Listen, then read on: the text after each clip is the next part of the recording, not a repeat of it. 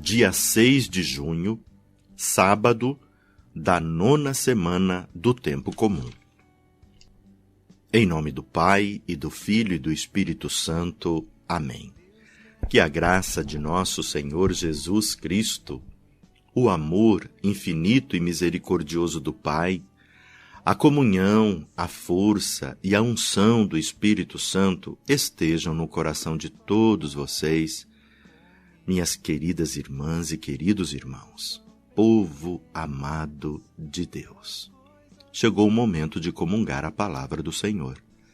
É o próprio Deus que, por meio deste meio de comunicação poderoso, semeia no seu e no meu coração a palavra dele, que é sempre uma luz para a nossa vida, para a nossa caminhada. Hoje meditamos o Evangelho de Marcos, capítulo 12, dos versículos de 38 a 44. Ouçamos. Naquele tempo, Jesus dizia, no seu ensinamento, à multidão: tomai cuidado com os doutores da lei. Eles gostam de andar com roupas vistosas, de ser cumprimentados nas praças públicas. Gostam das primeiras cadeiras nas sinagogas e dos melhores lugares nos banquetes. Eles devoram as casas das viúvas, fingindo fazer longas orações. Por isso, eles receberão a pior condenação. Jesus estava sentado no templo, diante do cofre das esmolas, e observava como a multidão depositava suas moedas no cofre. Muitos ricos depositavam grandes quantias. Então chegou uma pobre viúva que deu 2 pequenas moedas que não valiam quase nada. Jesus chamou os discípulos e disse: em verdade vos digo, esta pobre viúva deu mais do que todos os outros que ofereceram esmolas. Todos deram do que tinham de sobra, enquanto ela, na sua pobreza, ofereceu tudo aquilo que possuía para viver. Palavra da salvação. Glória a vós, Senhor. Meus irmãos e irmãs, 2 coisas bem claras, 2 ensinamentos importantíssimos deste Evangelho. O primeiro ensinamento: tomem cuidado de Jesus com os doutores da lei que gostam de se aparecer, que gostam de mostrar a sua aparência aos outros. Gostam de ocupar os primeiros lugares nas sinagogas. São pessoas que gostam de aparecer. São pessoas que se preocupam muito mais do que devem de se mostrarem homens de bem, homens santos, pessoas santas, diante das pessoas. Então a vestimenta, o jeito de olhar, enfim, para que sejam reconhecidos, para que as pessoas vejam que são pessoas santas, pessoas boas, muitas vezes pessoas imaculadas, pensam elas. Tudo errado. O ensinamento aqui é que isso pode acontecer comigo e com você. Quando nós nos colocamos numa situação, porque queremos, de superioridade em relação às outras pessoas, aí a nossa vida espiritual, ela definha e até se torna falsa, hipócrita, mesquinha. Somos todos pecadores. Todos nós necessitamos de perdão. porque precisamos de conversão.